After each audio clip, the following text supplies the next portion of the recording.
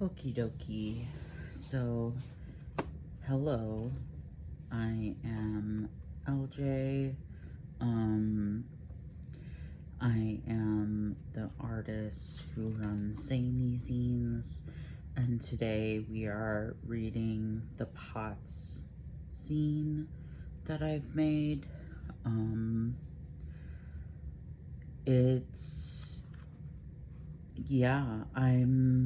excited to share it. Just some notes as we go in. I will be describing images as we go because I feel as if accessibility is one of my most important values. So I'm going to be describing images and such as we go. To start off with, you see in the screen right now white hands. There is like a chainmail bracelet on one, and then there's black sleeves, and then there's a table with paint on it, and a zine that is turquoise and blue, and it has white and black lettering on it, and a picture of a ceramic pot kind of thing with wiggles coming out of it as the O in pots, and it says Pots the Zine 2025. And we're gonna start. Okay, this was written, well, the text at least, was written in August 9th, 2025. There is a trigger warning. Gaslighting is mentioned and gone into some detail. Other more serious abuses of physicians' power are mentioned in one part in the author's note briefly, but not gone into any detail. On this first page, there is a picture of me as a line art, and there's stars all around, and it says social media and has pictures of different social media images for apps, and it has my which is Zany Zines, spelled ZANYZINES, and then it has my website, zanyzines.com, which is spelled the same way. And then we have the table of contents, and underneath it, it says Dizzy in wiggly letters with stars around it.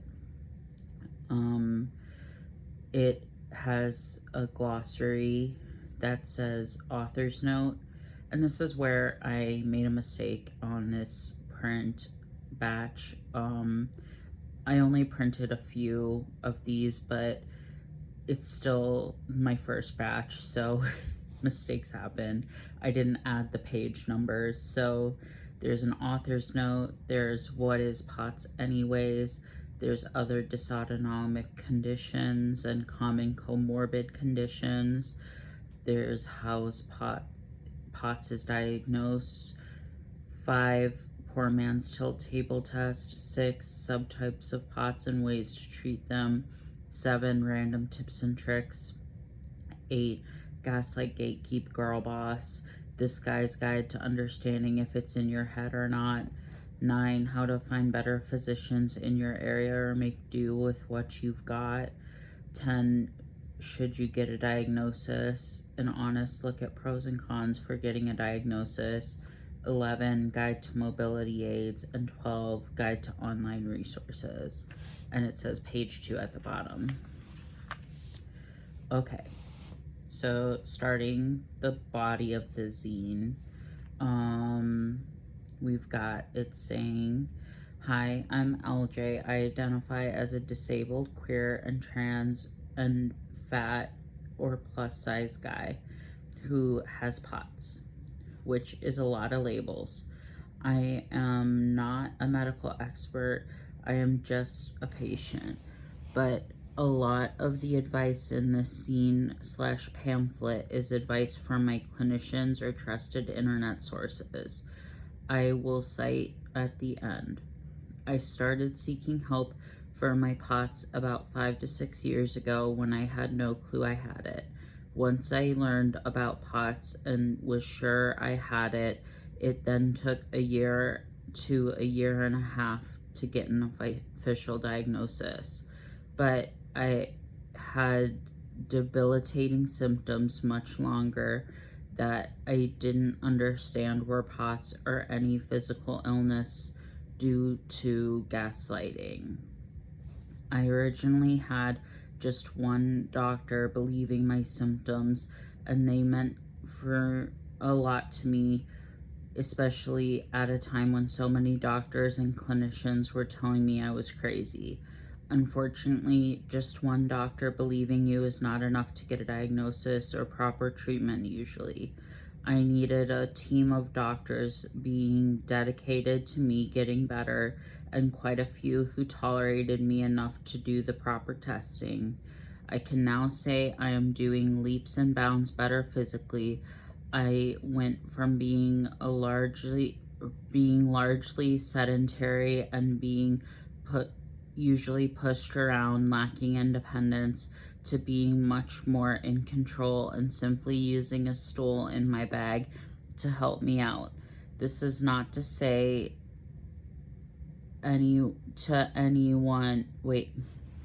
this is not to say anyone is worse off in a chair. There is a lot of unnecessary stigma against folks in chairs I don't think is right. This is just one way I personally felt better. Over the years of trial and error with seeing so many physicians, I've learned a lot along the way I wanted to share with more people. I've learned how to start to move past fears of doctors due to gaslighting and physical/sexual abuse, and I've learned to do it while being at times discriminated against, abused, stereotyped, misunderstood, incredibly ill, under-medicated, over-medicated, and just straight up on the wrong meds. I'm writing this zine for anyone who's had trouble finding a way to get the treatment they need, and especially for anyone who needs help on their journey treating dysautonomia. This guide can also be for the doctors and clinicians I love too. That's the end of these 2 pages. I'm going to describe the images. On the left bottom, there is a paper that says sick test A+. On the left middle, there's a picture of me that I drew, and just me standing. The page is very turquoise and rolled on with paint. And it says page 3 in the bottom. And then the next page has a darker blue background with turquoise around it, and it's like paint splatters. And then it has a picture of a doctor with a stethoscope, which you can kind of see here. And it says, with an arrow pointing to them, not awful doctor. And then on the top right, it has a wheelchair drawn, and it has freedom written next to it. And then on the bottom, it says page 4. The next couple of pages, better understand the patient experience of POTS and how confusing this condition can be for us as patients. When we don't have a medical background and suddenly have to become our own expert on POTS, it can be a lot. Okay, so the next part is 2. What is POTS anyway? POTS, aka postural orthostatic tachycardia syndrome, is basically where your heart rate, beats per minute, BPM, goes up or down 30 beats per minute for adults or 40 beats per minute for kids under 18. When changing positions, like from laying down to sitting up to standing up or vice versa, hence the postural posture, orthostatic, standing upright, and tachycardia, fast heart rate. The syndrome relates to the fact it is a cluster of symptoms that makes this diagnosis. It's basically a glitch in our autonomic nervous system.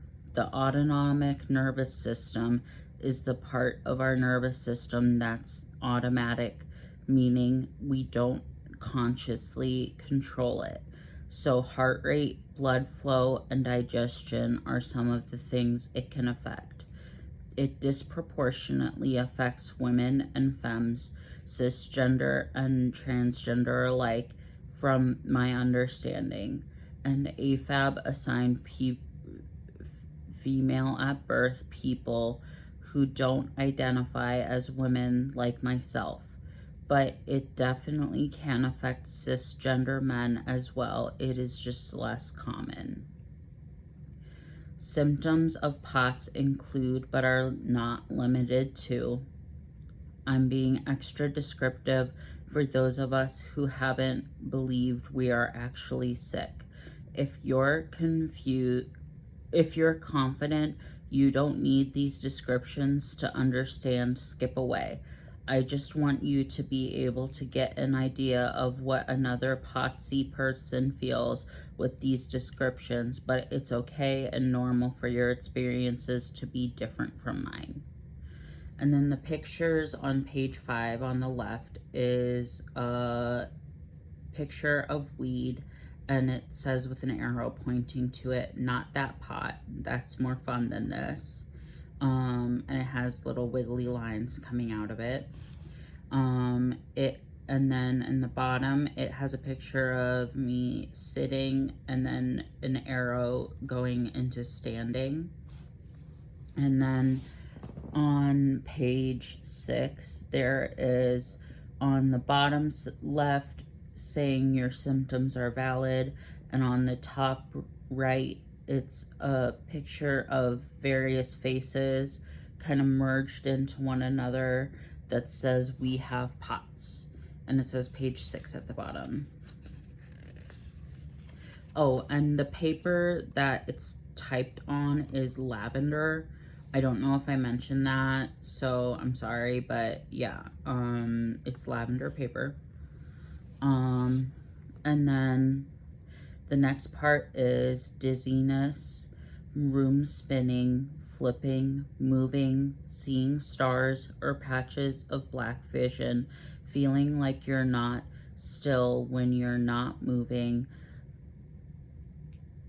It also feels like my head is sort of buzzing, not like the noise, but the sensation. And then I'm going to describe the images as I go, actually. I think that would be better. So next to it, we see a picture of eyes with stars around it and the words, I see stars. And then we've got the next point, fainting or nearly fainting. For me, I only fainted once, but I have nearly fainted and gone to the hospital for it. They, of course, had no clue what was wrong, but it feels really distressing when it happens if you're not used to it. If you're used to almost passing out, it might feel like dizziness on steroids, like you feel like you're about to fall for an extended time. And then it has an image of me in the shower, and it says shower fainting. And then we have the next point, heart palpitations, For me, it's like a bad flutter to my heart. It's nothing like if you have a crush on someone is my best comparison. That's usually a good or embarrassing feeling or something that is like viscerally wrong.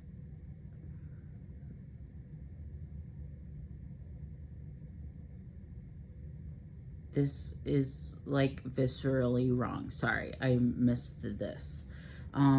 You could actually observe your heartbeats if you or someone you trust puts your hand on your heart and feel it fluttering and you catch yourself in the right moment.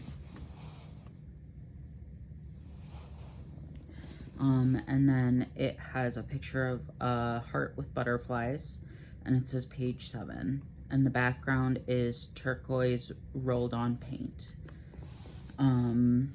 And then the next page says brain fog. For me, this feels sort of like I'm not fully there in my head.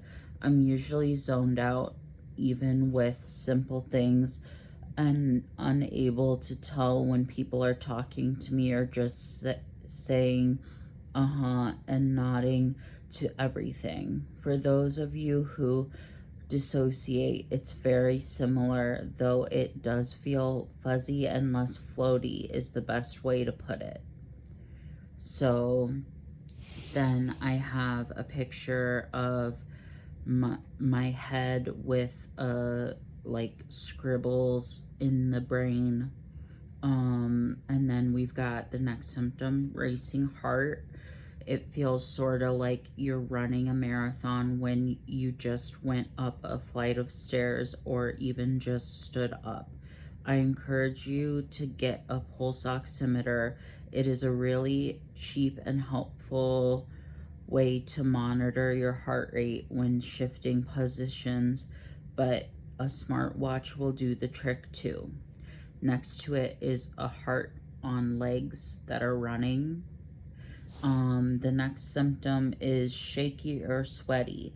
For me, this is pretty self-explanatory. My teeth chitter and my whole body's a slip and slide. And then we've got a picture of something shaken. And it says page 8, and the background is ink splatters. Then we're on page 9. On the left side, it says exhaustion, fatigue, weakness. When I'm in a POTS flare, I feel this mostly as totally being glued to the floor, bed, chair, whatever I'm on.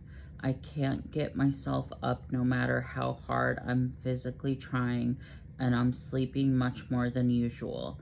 My whole body is sore and heavy. Next to it, I have Z's going up. The next symptom is feeling nervous and anxious. For those of us with anxiety disorders, it can be hard to tell the difference from our baseline. And the POTS flare symptoms for me, I can tell when I am not able to sleep, but I don't know why, and or I'm not obsessing or able to focus on any one anxiety-provoking thing. For me, I can't stop moving and fidgeting more than usual. Next to it, I have a picture of my face with scared eyes.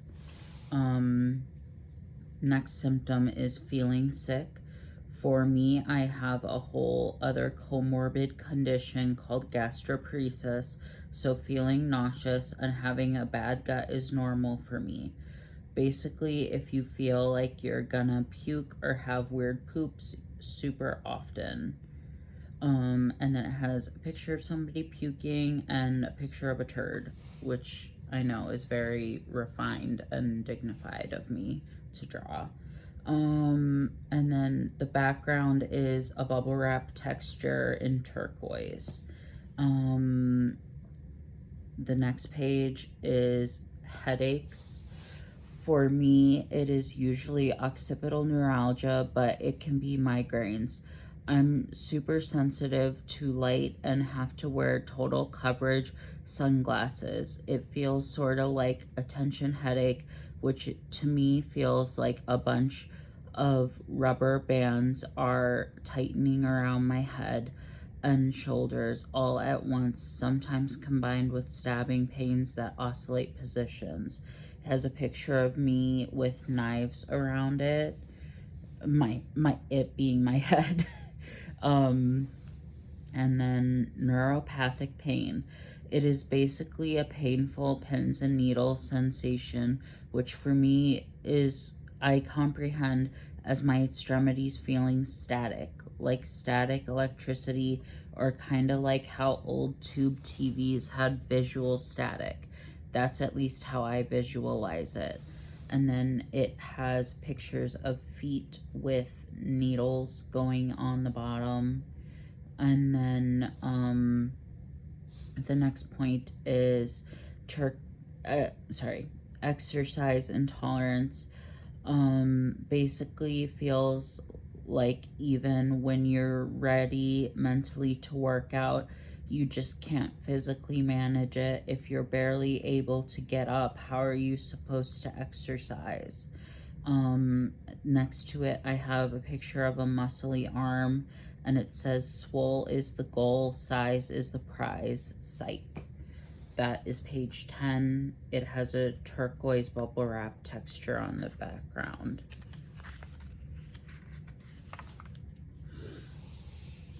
The next symptom is gastroparesis, means stomach paralysis. For me, my gastroparesis was at its worst. I felt like I was carrying several bricks in my stomach, and when I'd go to the restroom, I'd have overflow diarrhea. When you're so constipated that what you eat has to come out the other way. And then and then pass a small amount of what did I write? Sorry, I have a learning disability, so sometimes I get confused when I'm reading, but I just need a sec.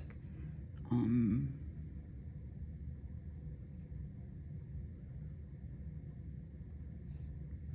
then to be so constipated, trying to pass a small amount of rocky stool. I was constantly in the bathroom for hours. Vomiting was very common. And then next to it, it has a picture of my top half with my belly prominently featured and says, "My gut is sort of paralyzed." The next symptom is rapid gastric emptying, where you're only having large bouts of diarrhea. You can't keep anything you eat inside you for long. Next to it, it has somebody sitting on a toilet, and it says toot. Abdominal pain. For me, it is like a constant tightness in my stomach, like I'm holding myself together by pulling in my stomach, sorta like when you have bad anxiety and you're barely holding yourself together, but this time you can't feel better. If you are more relaxed or anything, it can be be stabbing pains or aches. It can vary. It has a picture of me with my belly having zigzags coming out of it, representing pain. This is page 11. It is on a turquoise background. The next page says, bloating. For me, my tummy will be bigger than usual and distended, painfully stretched to the max. It is firm, and if I poke it, it will barely move, and I feel like I have a knife for a finger. And it has a picture of my belly and says, "Not with child," with an arrow pointing to the belly. Then the next thing says, a pale face and purple discoloration to your hands or feet if they're lower than the level of your heart. A fun trick to freak out your friends if you take your limbs that are doing this colorful trick and gently press on them with your fingers so you leave white marks where your fingers were like this. It will also help you tell that it is your blood pooling in your extremities. Sometimes it needs to be certain lighting to show up purple, not reddish pink. blood pooling to me also feels like there is a heaviness draining from my upper body and accumulating in my lower body as I sit up, stand up, which sounds as gross as it feels. It has a picture of my hand cut out, and it says bad photo, but skin changes tint, and you can see kind of in the photo, my printer prints really light, my one at home, so it doesn't show up as well, but around the hand is like very red and pink, and then the center where I pressed it with my finger is very white. And I have white skin as well, so, but it says redder IRL underneath it because it's like redder skin when it's like the blood pooling and stuff. Hypersensitivity. Oh, the next page, we turn the page. Hypersensitivity, skin, light, sound. I personally am autistic, so please take this with a grain of salt. But basically, I am super sensitive to light. Like, I see sometimes painful auras, rainbowy after images of the light I saw if I see too many light sources with my bare eyes, so I wear cocoon sunglasses to completely block out light. I have to wear ear defenders, soundproof headphones in crowded spaces, and I absolutely despise surprise touching with other people. I am okay with a hug or a high five if I vibe with a person, but honestly, I need to be asked because I might get overstimulated or have intrusive thoughts really badly if they don't ask first. Next to it is somebody reaching out to touch me and me having zigzags come from me to represent panic. Next point is blurred vision shows up for me as a fuzzy double vision and not being able to read or comprehend what I'm reading. The words are fuzzy or floating around disjointedly. It has my eyes with kind of like lasers coming out of them. And it says page 13, there are turquoise bubble wrap as the background. The next point on the next page is shortness of breath. To me, it feels like no matter how hard I'm trying to do breathing exercises, I just am not getting air, even if I know I am. And next to it, it has a picture of someone breathing out of their mouth. The next point is disrupted sleep from chest pain and racing heart rate, and excessive sweating during sleep. It feels like being in a dead panic, but not knowing what exactly it's from. Around the little paragraph is a bunch of racing hearts, like I drew earlier, the hearts with the feet. And then we have the next point, chest pain. For me, it feels like I'm sore when my heart is located, like someone punched me right inside my chest. And it has a picture of a fist going into a heart saying pow, punch. In the background was turquoise bubble wrap as well. Now this next page says POTS symptoms get worse when 1. Hot to go. When you're outside in the summer, or like Florida at any point in the year, I suppose, or you're in a hot shower and standing up, or in a sauna. Pro tip, if you're not willing to cool off your showers, try to get several fans going and keep air flowing, and use a shower chair. It's not just for our grandparents. Let yourself have some support too. Plus, grandparents are really smart. Why should we stand for showers anyway? Um, Next to it is a picture of Chapel Rowan. We stand.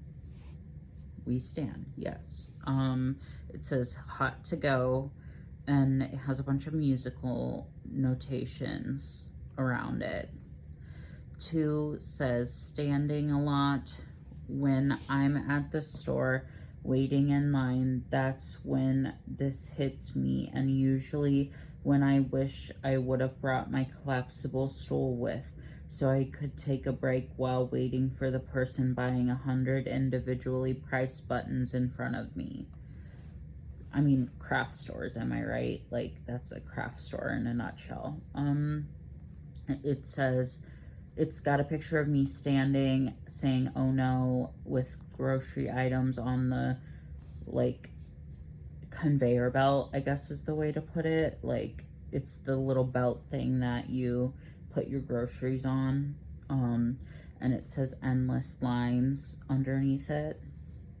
Point 3 on the next page says working out. My physical therapist and I have adapted my fitness routine to be more friendly to my POTS, but before, when I'd force myself to do more intense exercises, I'd be close to passing out on my yoga mat, not yogurt mat. And it has a picture of me on a yoga mat doing like a stretch. 4, sick. Whenever you are sick, you're going to have a harder time recovering from it because of the POTS. When you're already chronically ill, then you get a cold or COVID on top of it, it can be a lot for your body to handle. It has a person with a thermometer saying 100 degrees. And point 5, on your period. I remember when I would have periods, it would be a series of unfortunate events. Yes, I'm referencing Lemony Snicket. Granted, I had PCOS and endometriosis simultaneously, but like, it truly made me feel really weak. And then I attempted to draw period products, but because my style is a one-line drawing, and it is also one that I don't look when I'm drawing typically, it does not look like period products, so I have beneath it supposed to be period products, but oh well.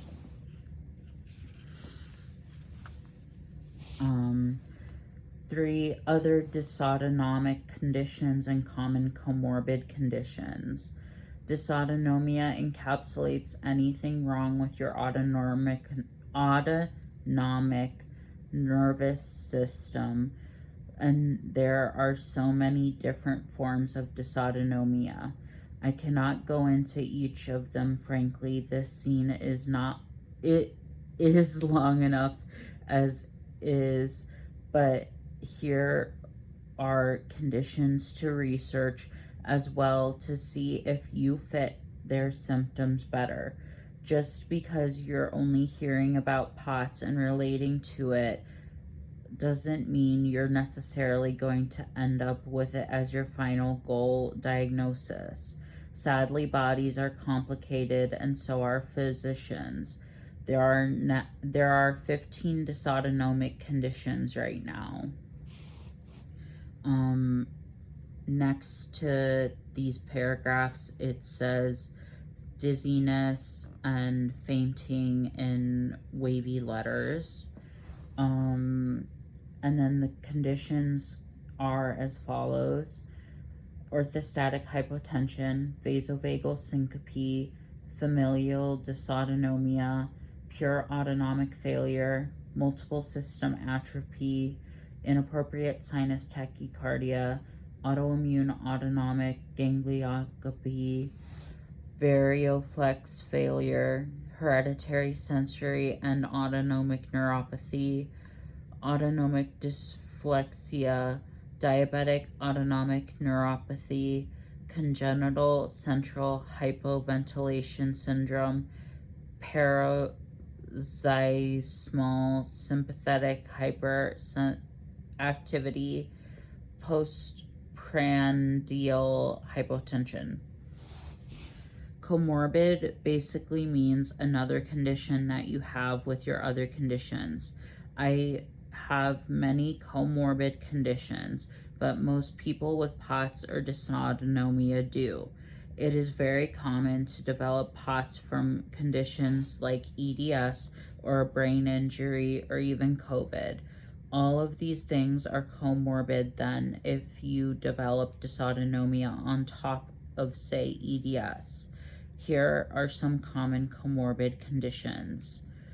All types of Ehlers-Danlos syndromes, EDS, and hypomobility spectrum disorders, mast cell activation syndrome, gastrointestinal disorders, occipital neuralgia, and then it'll be continued on the next page, but to describe the images, there are hearts running and bendy fingers drawn, and then it says long COVID in wavy letters on a turquoise bubble wrap background.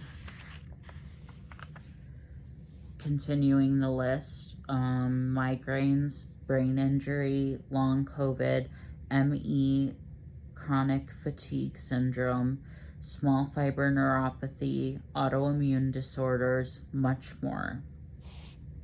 It says and more next to it and has dashes under it. 4. How is POTS diagnosed? So there is no one right way to pursue a POTS diagnosis. First steps from a more qualified general doctor usually is blood work to see if it could be anything more easily detectable, like a different autoimmune condition or thyroid issues. Then you'll be referred to your general family physician, or the physician you've talked about your symptoms to a specialist, usually a cardiovascular and or neurology specialist, from my understanding. If a cardiologist, the type who was more helpful to me at the time I was seeking a diagnosis, then a few things will happen. You'll likely get a Holter monitor, aka a heart monitor, for at least a few days, if not weeks. Be warned, ask for the sensitive skin adhesive. A lot of people with POTS have sensitive skin. Okay, that's that page, and next to this paragraph, it's got papers that say blood test normal, Holter monitor normal, and it has a heart with beats coming out of it, and it says page 17. Next page says, unfortunately for me, even the sensitive skin adhesive led to blisters and blood, so please be sure not to itch as much as possible. You'll press a button when you feel your heart hurt or palpitate or escalate in BPM. Then you'll probably get the physician who prescribed it to say how it was inconclusive. If it's POTS, other forms of dysautonomia might be seen in action with this, if I understand correctly. And they will want to stop pursuing answers and feel content that the symptoms are in your head. If you believe you have POTS, don't let them stop. You are allowed to demand a tilt table test, and be sure if they deny your polite but firm request, make them note their denial of your reasonable request in your chart so you can later file a grievance with the clinic. It has a picture of a person having a tilt table test at an angle with zigzags coming out of them with the letters TTT. And then it also has the picture of my chart on an old-timey computer. And then continued, it says, audio recording appointments with their verbal permission helps as evidence, but once you have the tilt table scheduled, you can prep for it by stopping any meds that would affect the results. Your physician will tell you which ones and you'll be strapped into a moving table where you can't move for a long time, and the team will. That's the end of page 18 with the ink splatters on the background. And then it says on the next page, record your symptoms. For me, it started with anxiety, then numbness in my feet and legs and even hips, and my BPM went up 70 to 80 beats per minute. Yours only has to jump 30 BPM for adults and 40 BPM for teens and kids. My team made the mistake of having me stand before the test, which definitely altered the results, but I still passed by a lot, so I didn't complain. I know a neurologist might do the same test too. They have to do the tilt table test and Holter monitor if I'm correct, but they also do tests like exams for more common issues like multiple sclerosis. Sorry. I'm gonna take a quick sip of my drink.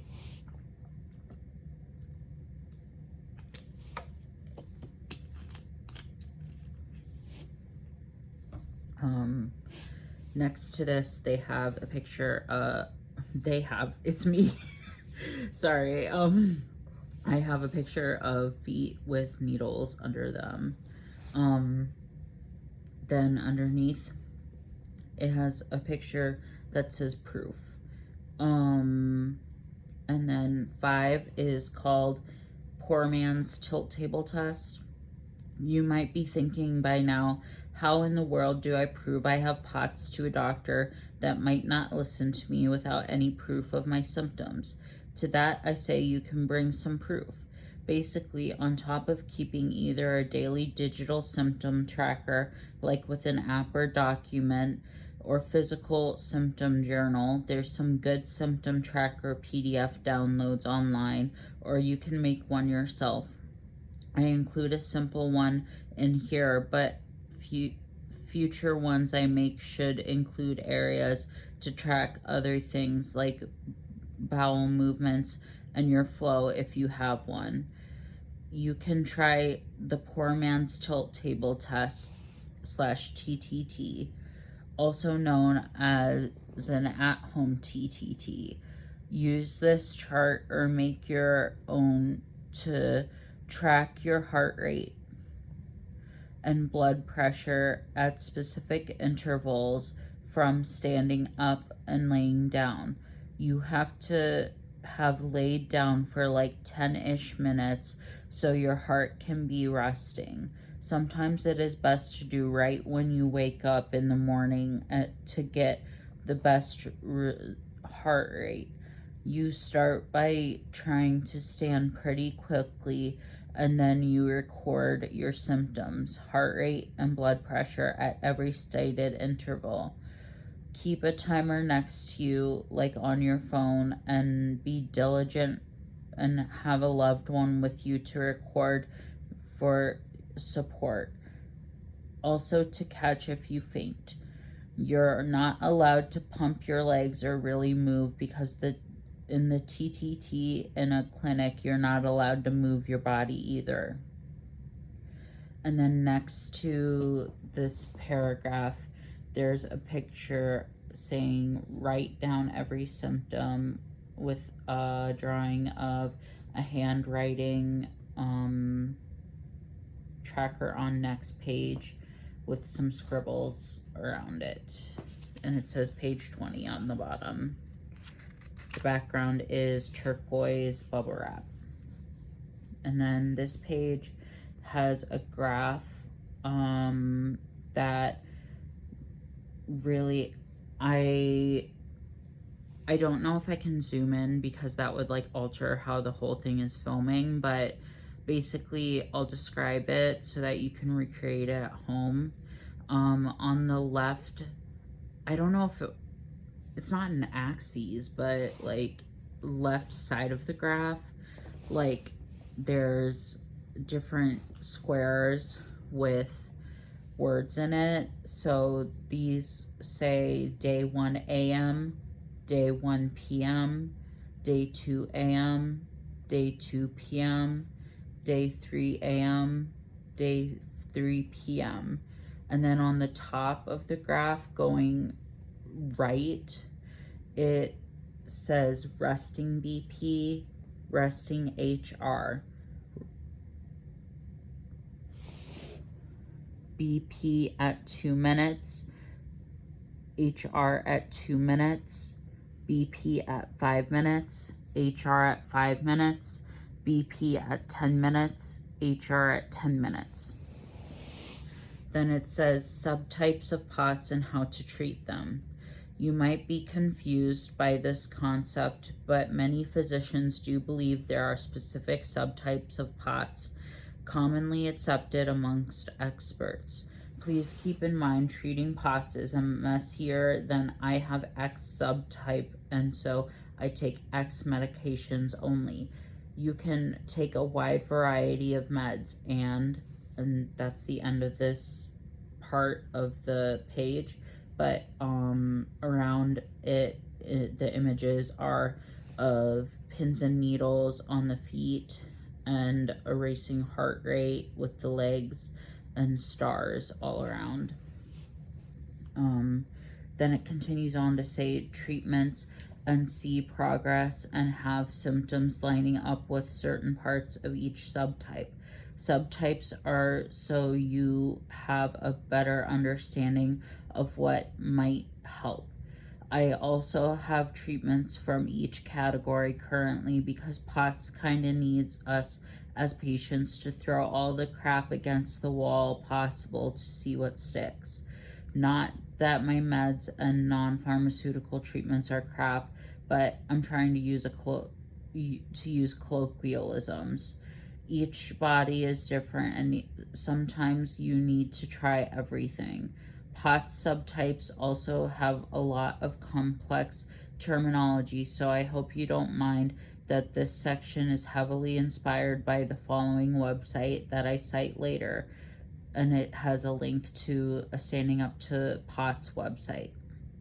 And then next to it, it has a pyramid saying hyperadrenergic at the top, neuropathic at the left, and hypovolemic at the right, and it has like Cleopatra figure doing a little dance. So it kind of was supposed to be like the walk like an Egyptian dance, but then I was like, that's not actually how it goes, but I forgot when I was drawing. So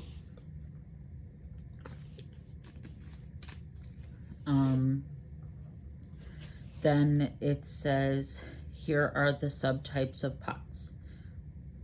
Hyperadrenergic POTS symptoms include increased blood pressure, tachycardia that may be more extreme than other subtypes, heart palpitations, and then next to it, it has a blood pressure cuff on an arm, and says page 22, the background is ink blots.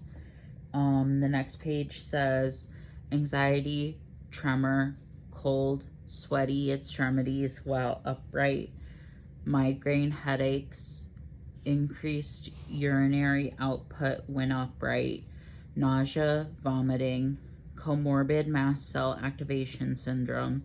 Treatments include clonidine, beta blockers. Next to it, it has a picture of a hand shaking, and then underneath it says neuropathic POTS symptoms include small fiber neuropathy, excessive blood pooling in hands and feet, often occurs after an infection, surgery, or trauma, and may be autoimmune, loss of sweating in extremities, blood pooling, cyanosis in feet when your feet turn kind of blue when you're standing or warm. Treatments include graded compression garments, including abdominal compression garments of 40 mmHg and leg compression of 20 to 30 mmHg. And then it has a scribble next to it, and then picture of blood pooling in the legs drawn. And it says blood pooling, and it says page 23. Page 24 says midrogine and prednisone. Hypovolemic POTS symptoms include abnormally low blood volume leading to less blood return to the heart, which complicates things for your body, weakness, decreased tolerance for exercise. Typical non-pharmaceutical treatments for hypovolemic POTS include increased salt, 6 to 10 grams, and 2 to 3 liters of fluid a day to increase blood volume, compression garments with at least 20 to 30 mmHg pressure, including the socks, legs, and torso, raising the head of your bed 6 to 10 inches, and then asterisk note, I covered this more in the durable medical equipment section, but I have custom compression garments for my lower body and arms, and this is much better for us plus sized folks. Next to it is a picture of some food being oversalted by a salt shaker, saying salty, and there's some scribbles on the page.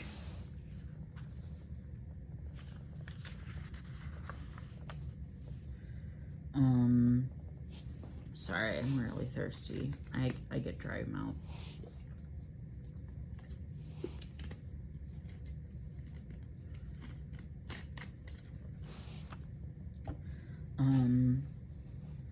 And then asterisks again. I find that under the bed wedge that's 7 inches raised at the head is an awesome way to get this tip done at home.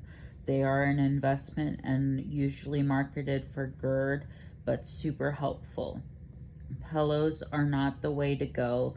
That won't really help the situation, sadly, since you have to have the whole bed at an incline. What you can do for cheaper is use bricks or cinder blocks to prop up the head of your bed, but I found this to be rickety with my older bed and bed frame. And then next to it's a bed on like jacked up wheels, and it says bed on lift, like those cool cars. What I'm thinking is like those cars like that have the stilts. I don't know what they're called.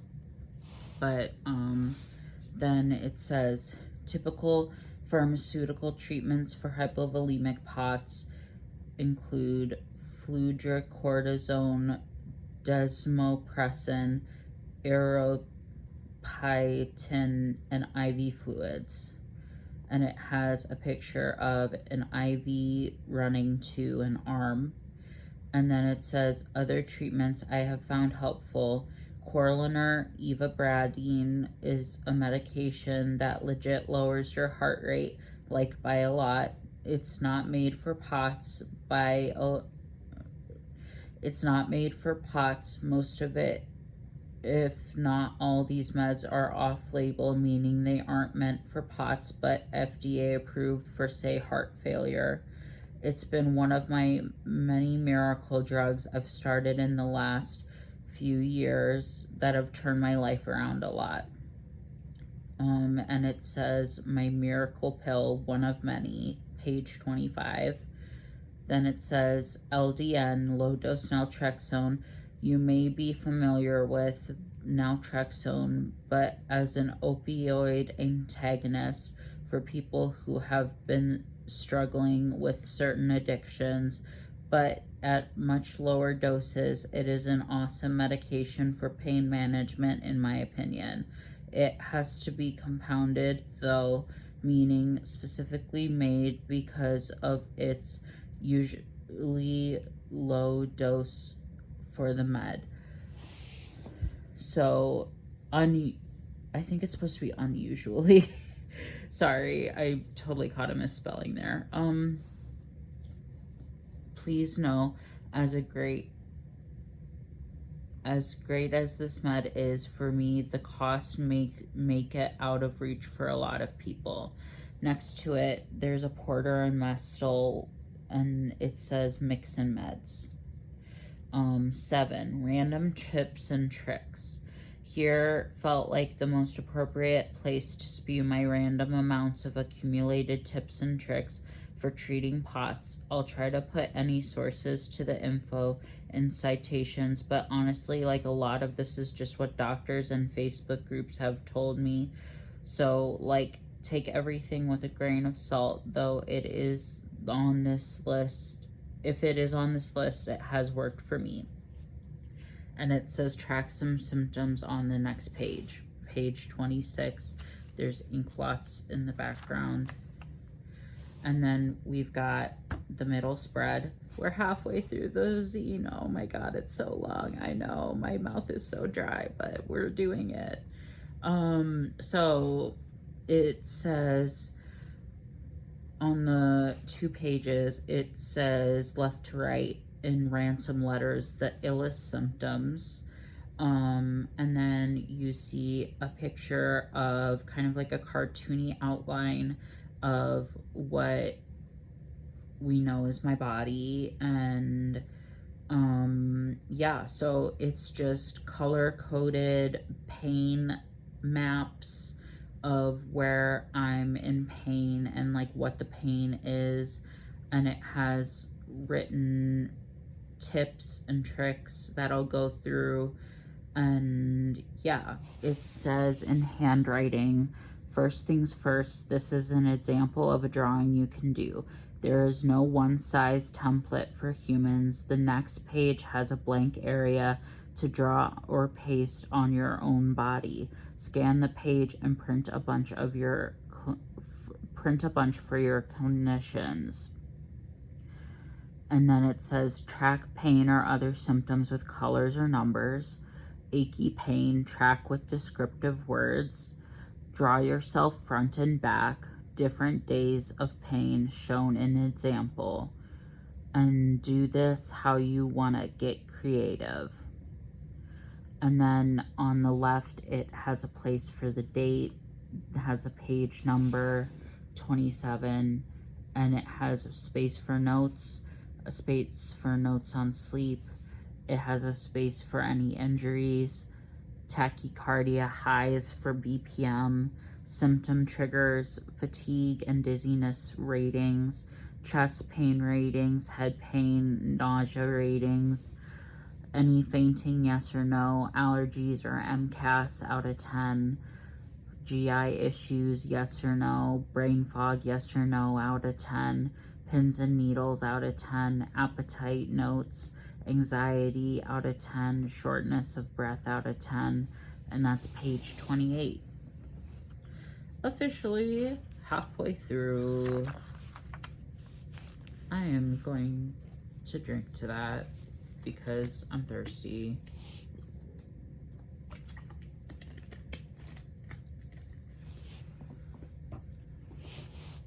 Okay, on page 29, it says your new full-time job on top of any work you have to do is probably going to be finding ways to get this treated.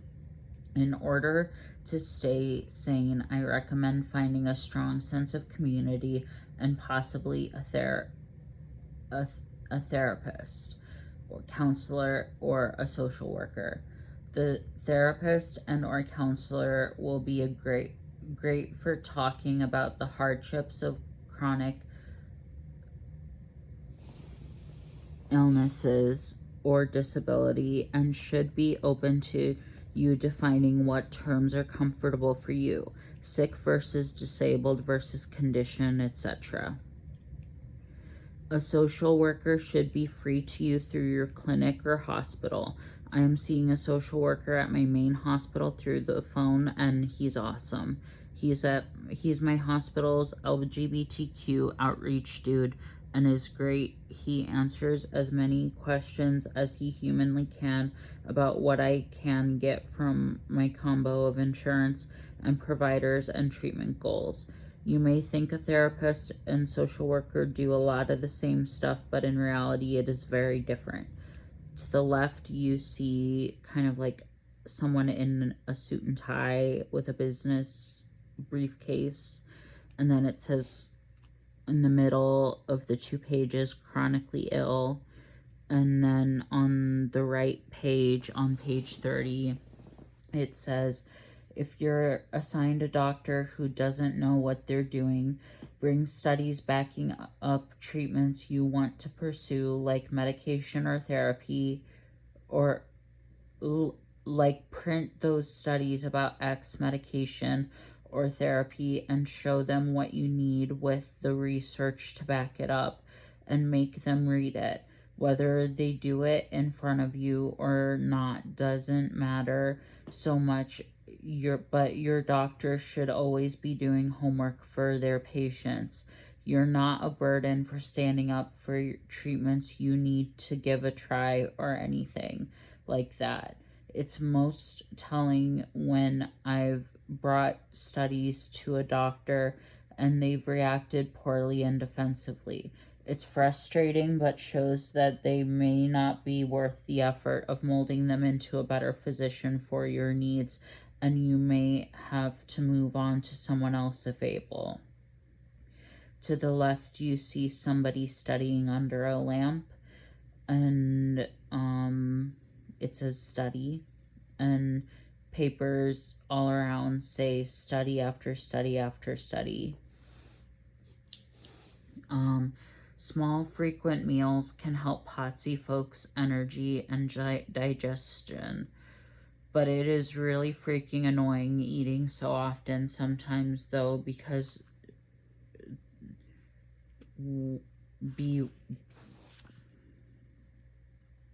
I think that's supposed to be warned. Sorry. Lots of people say the best treatment for POTS is diet and exercise, which, sorry to curse in it, what I hope is a slightly teen and kid-friendly zine, but that's total BS.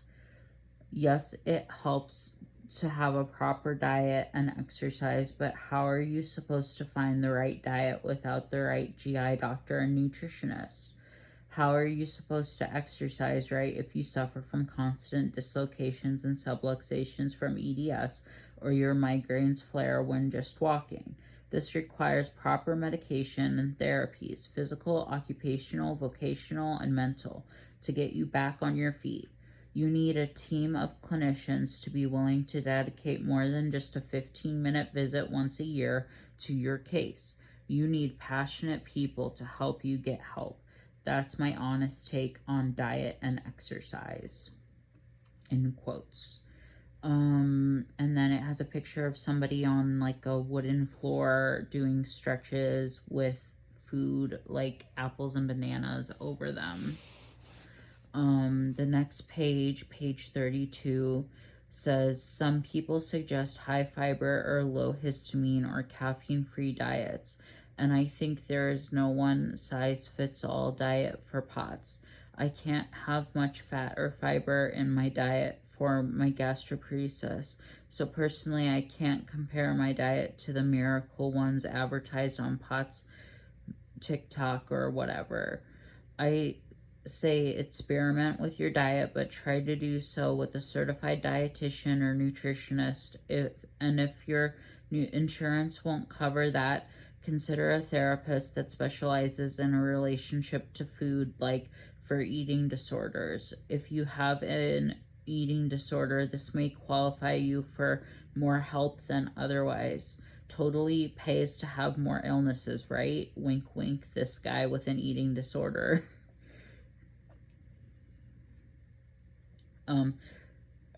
That was supposed to say says this guy with an eating disorder, my bad. And then it has a picture of baby food and mushy food. And then underneath is a picture of a collapsible stool. It says avoiding standing Avoid standing a long time. If you know there won't be access to chairs where you are going, bring a lawn chair or a small collapsible fisherman's stool. If you need more support than the occasional seat, then flip to the mobility aid guide on page blank for advice. Again, I didn't fill out the page numbers when I should have. Okay, we got page 33.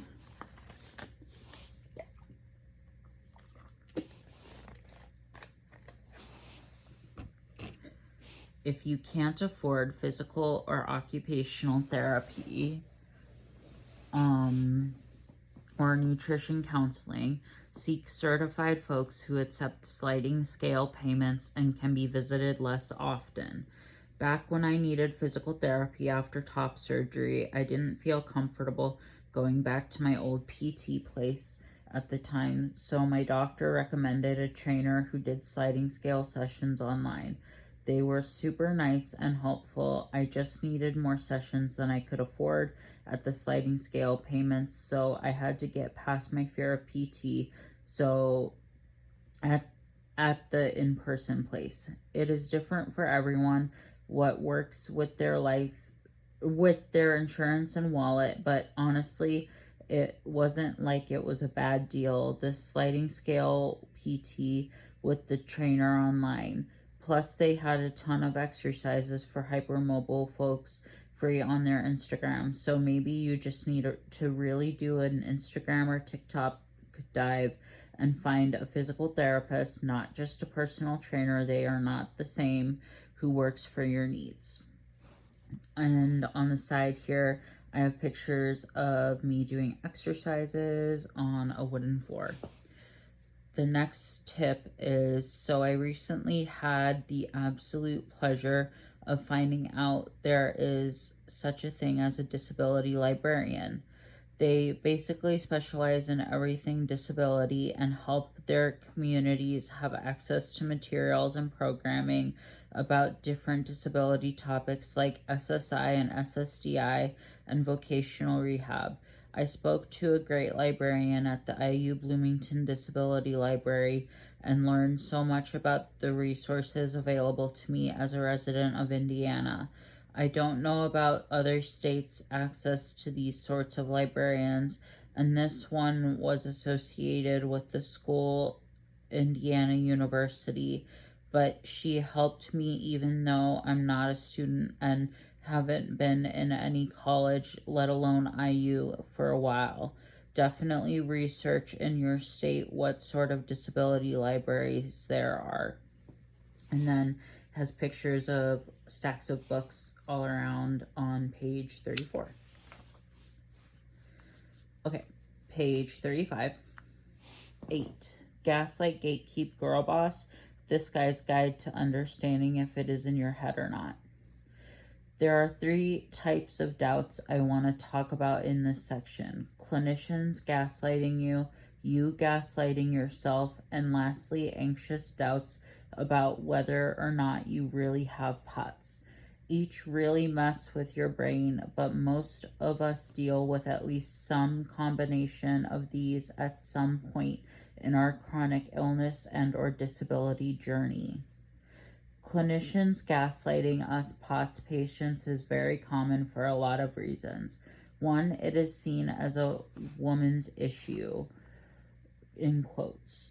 And while I am not a woman, I have been treated as one most of my life, including at least 50% of the time nowadays.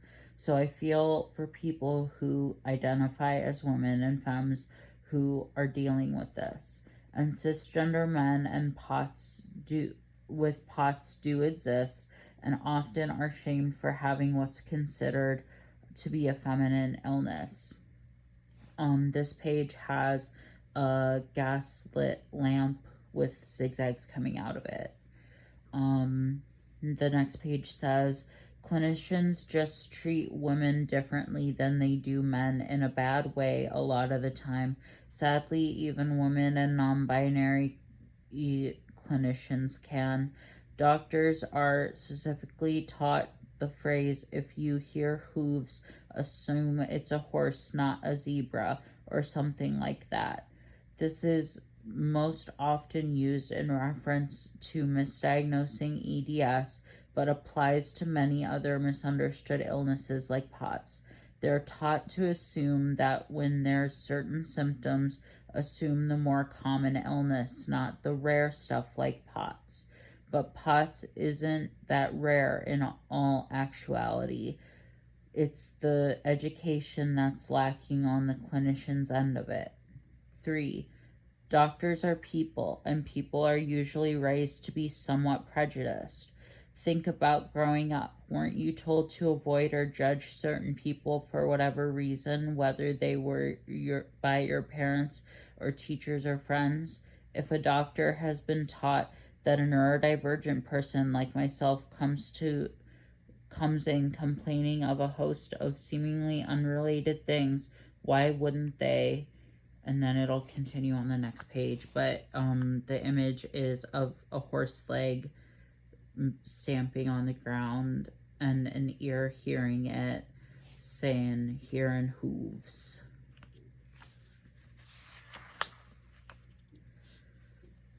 Assume it was part of my mental illness.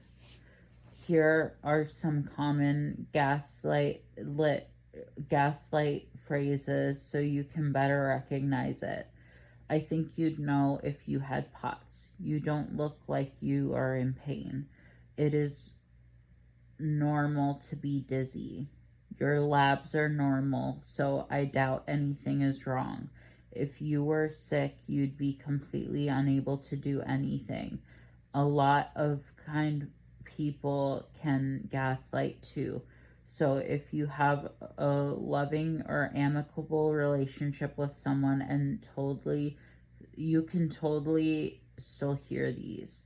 When people aren't always trying to gaslight, when they do, it can be an honest accident. Then there's self-gaslighting. Gaslighting yourself is really a sucky experience, to be feeling so isolated and alone that you tell yourself you're making up your symptoms and you're really just a healthy human who's crazy.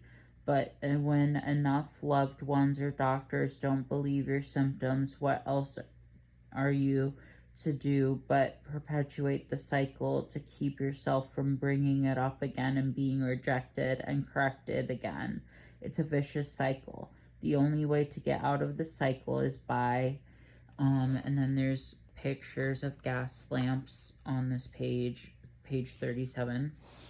The next page says, reminding myself of the reality of my symptoms by reviewing my symptom journal, or reminding myself of the reality of being diagnosed with so much. But if you're undiagnosed, reminding yourself of the reality of your symptoms in other ways works too.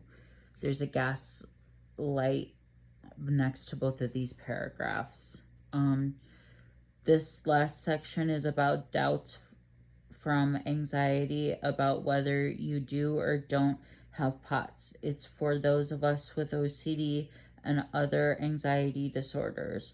The truth is, I don't know, and I can't tell you if you have POTS because I am not a qualified physician. I can only tell you from my experience, if you've made it this far reading this, it seems like there may at least be some chance you do have POTS, because you're very interested and may be resonating with what I'm saying. But that's a guess. I have OCD, which is wildly misunderstood by most people, but often leads me to have obsessive doubts about if I have disabilities and illnesses I do or don't actually have. I've had them about, that was page 38, almost every kind of illness out there. But I'm confident in the fact I have POTS because over time I've come to terms with the fact that my symptoms started long before I ever doubted I had it. I had been asking family and friends about my symptoms for years before I mentioned it to my doctor and was having serious issues going unresolved even while seeing a doctor who has an interest in POTS because I didn't know how to describe my experience through words because of my autism. I kept complaining about my legs going completely numb while walking and my chest hurting and breath being short, super short, going up one flight of stairs.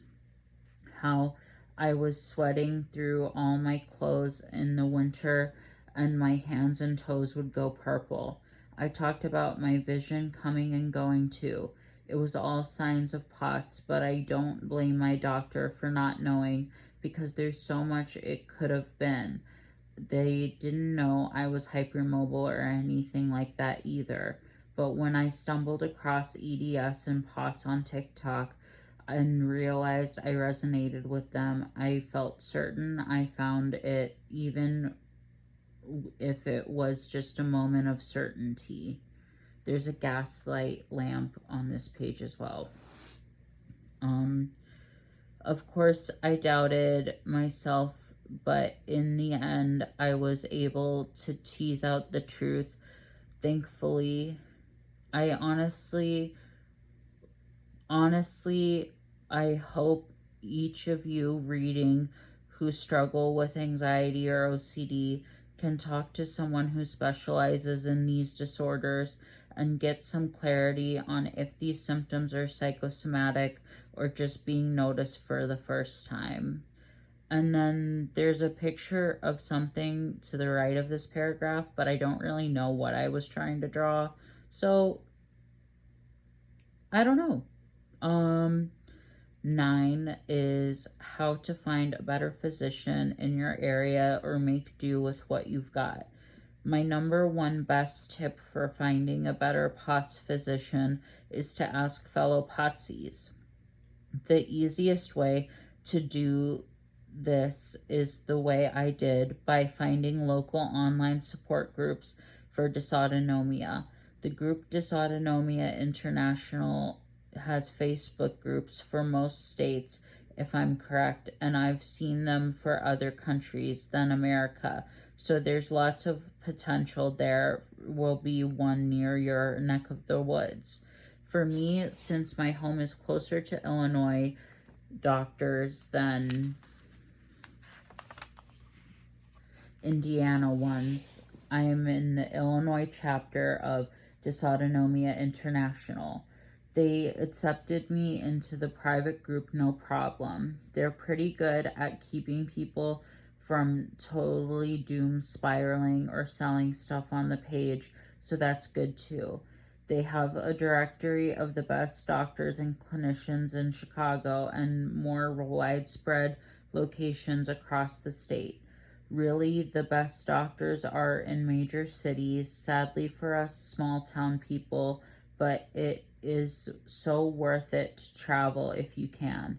In these groups, you can post questions and get answers fairly fast about how doctors treat patients and tips on self care, over the counter kinds of stuff for yourself to do while you're waiting for your appointment.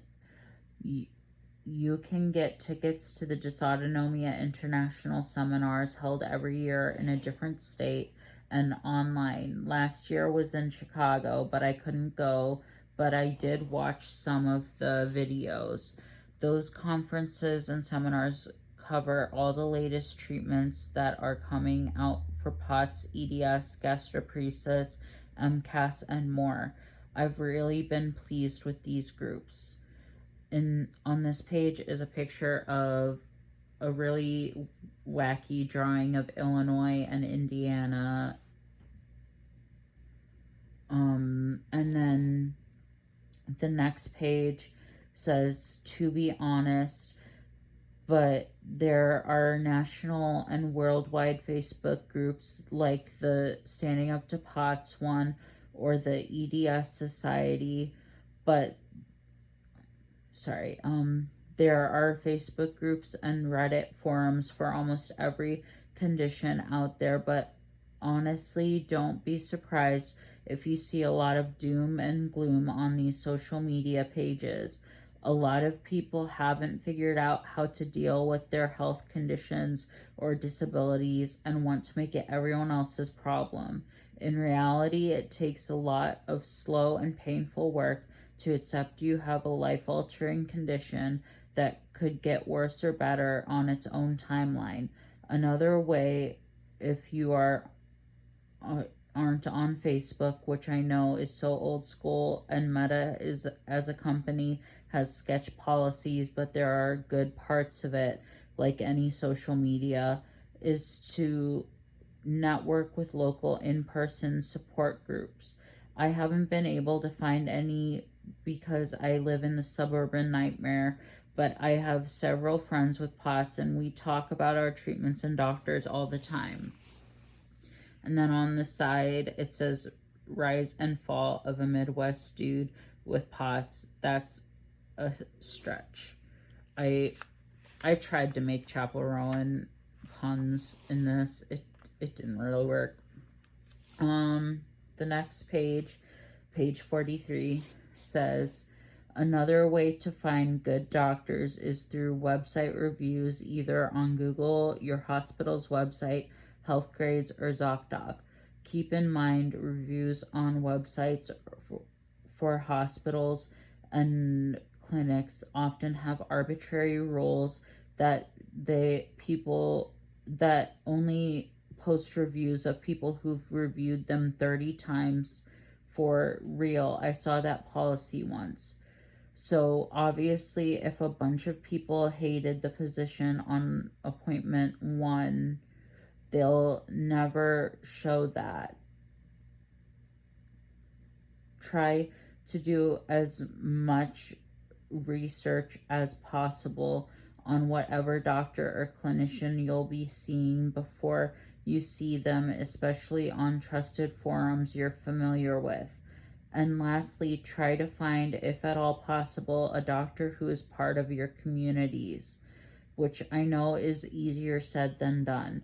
I'm very lucky as I have had many trans and non-binary doctors and therapists. Some physician finder websites have a search filter for non-binary genders, and that's been how I've found almost all my non-binary and trans physicians. I have even had a few providers with one or more of my disabilities. This always makes me feel really trusted and honored, and like they have my best interest at heart that they told me. And this wasn't usually on any of their profiles online, and none acknowledged it until much later. I've seen like one doctor advertise that they had EDS on their profiles online, so it is technically possible to find one out there openly ill or disabled, but rare for sure. It's more common to be open about that than other stuff. Apparently, there's lots of ableism in the medical community against disabled and ill doctors. Who'd have thunk? I could have I could have more doctors with these disabilities, but I am more in the zone of trying not to assume just because my doctors all have a hyperfixation on EDS, POTS, or my other conditions doesn't mean they have it too. And then next to it has a picture of a brain saying mental illness and neurodiversity. Underneath it says, although I low-key want all my providers to be disabled or ill, because how dope would that be? Then none of us would make it to my appointments, lol. That's a joke. I make it to 99% of my appointments. Page 45 says, but back to the topic, your insurance or clinic may not allow you to see other doctors or your current plan because according to their clinic rules, because of a bunch of dumb restrictions that do more harm than good. At my main hospital, I wasn't able to switch neurologists because of their policy of not switching providers. It was infuriating. So I sent a letter to the head of the neurology clinic, or my doctor did, or we both complained somehow, and well, it worked. I got in to see a different provider, but sadly she sucked too. So I had to switch hospitals, which ended up being a great thing because I met my new neurologist, who is the neurologist to see for POTS and EDS. This is all to say sometimes it takes a lot of work to see the doctors you need to, but there are some ways around it if you have the time and energy to put the effort.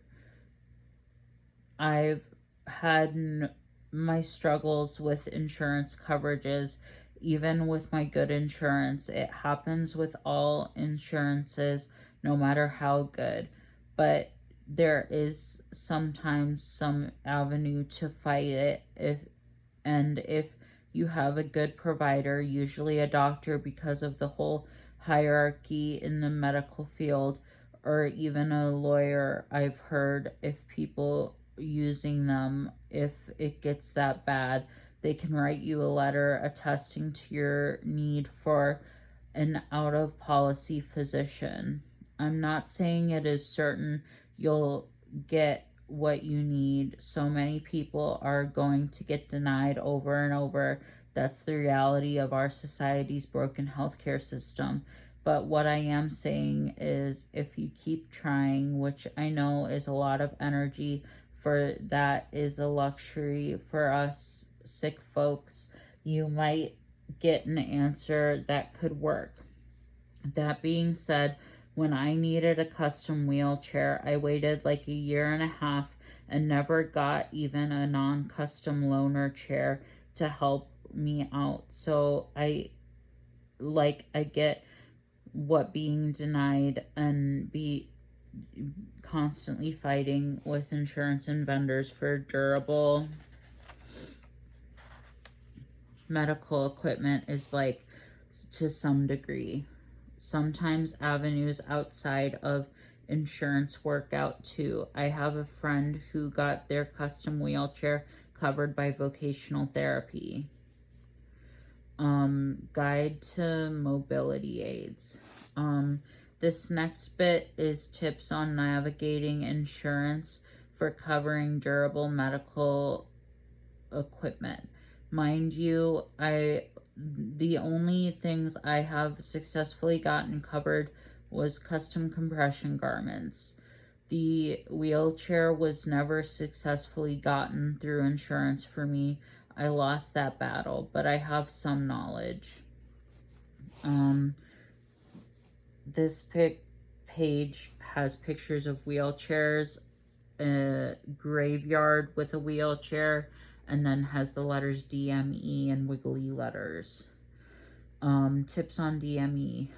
Get someone on your team who knows the ins and outs of ordering DME. The only reason I have compression garments fully covered is because I have an awesome lymphedema physical therapist who does this constantly, and she works with my PCP to prescribe the perfect garments. Finding a social worker who specializes in DME could also be a good idea if you look through your hospital social worker options. Find a way to get a better vendor rep by calling customer service all the time, and hopefully you'll get random people with the best and random people and get to choose who you vibe with best, and ask if you can talk to them instead. I'm serious. Ask to leave messages for that person only, or get their email from a bond share. I don't know what I was saying there, but why you need, form a bond, share why you need to get them on your side. It's not manipulation if you genuinely need it and you're having empathy for your situation. It's gonna take forever. Even now, it takes at least 2 months to get brand new garments I was measured for by my clinician, and that's now even now that I'm established and getting taken care of by the manager of my assigned compression garment reps. Wheelchairs and custom machinery take up at least a year if you're lucky. And so then I have pictures of a phone with sound coming out of it, and then a paper saying 2025 started, 2027 got it, to kind of represent like when you'll get a wheelchair actually when you order it versus when you get it. Then it says ask for a loaner chair in all caps. If you're getting a chair, that is, or a scooter too. For self-propelled manual wheelchairs, consider getting something like a smart drive attachment. This is basically a motorized wheel that helps you go forward. It takes a learning curve, I know, but I have heard good things. Sometimes you need to like prove you're failing without it for a year, which is so frustrating. Explore all avenues for funding. You can see if vocational rehab will cover it.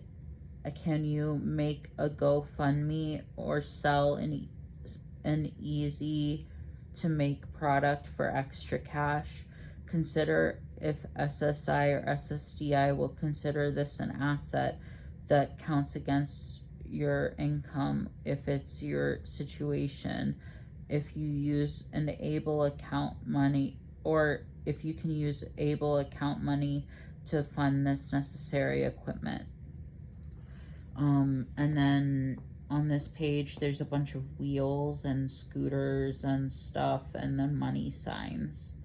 The next page, page 50, says has a picture of someone in a wheelchair they're next to a wheelchair but they're standing.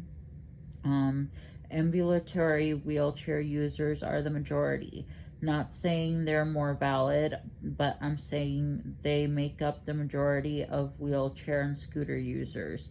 But your clinicians or vendors may judge you if you're able to walk at all, or even if you're struggling to. Things as simple or as complex as orthotics and braces can be covered for some. It is pretty cool if your doctor knows what to prescribe, and can even be worth checking if your coverage makes it cheaper than non-custom over-the-counter solutions, or at least if the quality warrants the deductible.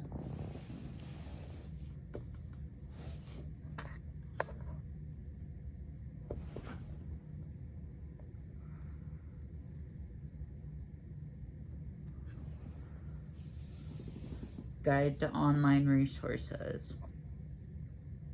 There are so many cool online resources. Here are my favorites. Feel free to open a million tabs and explore. Please note that I often use many pages on these individual websites and didn't want to cite each one, so please explore the sites past their home or landing pages. There are pictures of braces and tennis shoes and a computer on page 50. And then we've got the works cited. I'm not gonna like go through everything on the works cited. I'll try to read what I can, but I can't read like the hyperlinks, so I'll give you like the basic website, and yeah. So I'm just gonna lift this a little so I can read it better because it's really shiny right now. On the side it says the web in wiggly letters, and on the other side it says internet in wiggly letters. The works cited says Cherney, Kristen, dysautonomia, 15 types to know about, Healthline Media, 11 September 2023, Cleveland Clinic, postural orthostatic tachycardia syndrome POTS, Cleveland Clinic, 9 September 2022. Dysautonomia International for patients, dysautonomiainternational.org.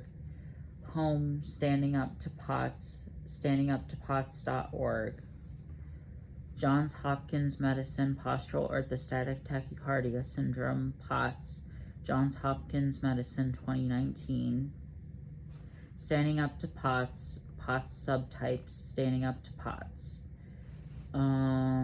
The Ehlers-Danlos Society, 2016. And then on the side it says research, explore, you got this. That's page 52.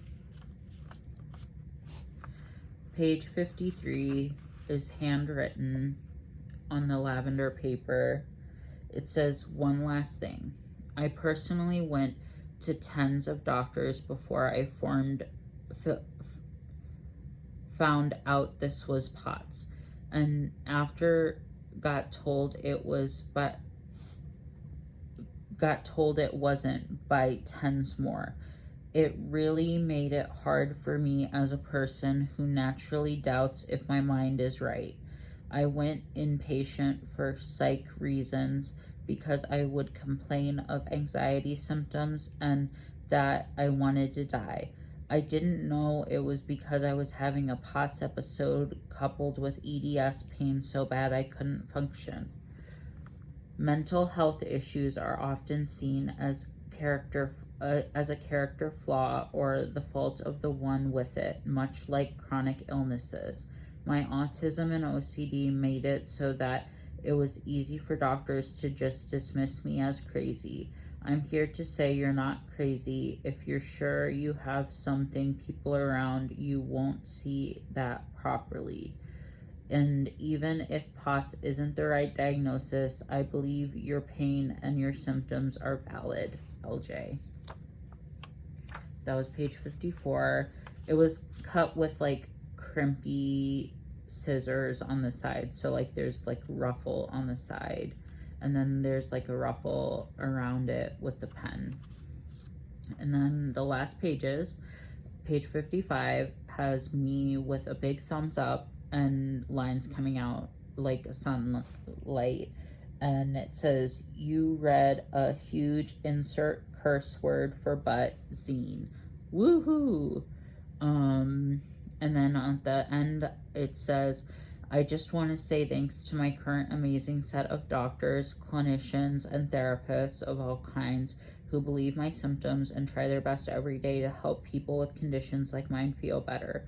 If I work up the courage to give this to any of y'all, please know you have a special place in the less cold and bitter part of my heart. That's page 56. And then the last page is the summary so that people who pick this up know what this is about. It says, this is a hopefully informational and big zine, aka too large booklet, about POTS. POTS is something I have and have had for years. I have been getting treatment now for a while and feel better, and so I know what's helped me personally and hope some of these tips can help you. I am not a doctor or physician at all. I am an art school dropout, so do not trust me as an imperial medical wisdom. I'm but a wee lad, as IDK some Scottish or Irish people would say. I don't care about Europe enough to get it right. It was in Brave. Hopefully this is both entertaining and educational. I tried to cite all my sources, but a lot came from my doctors who I don't name because privacy is important. But yeah, thanks for coming to my TED Talk if you read all this. Bye. And then it says zanyzines.com, at zanyzines on Instagram, Tumblr, and Blue Sky, and it has pictures of pots and pans drawn because I felt like it. Okay, so that is my zine, Pots the Zine. So yeah, I hope you liked it. I hope you enjoyed this little reading, and yeah.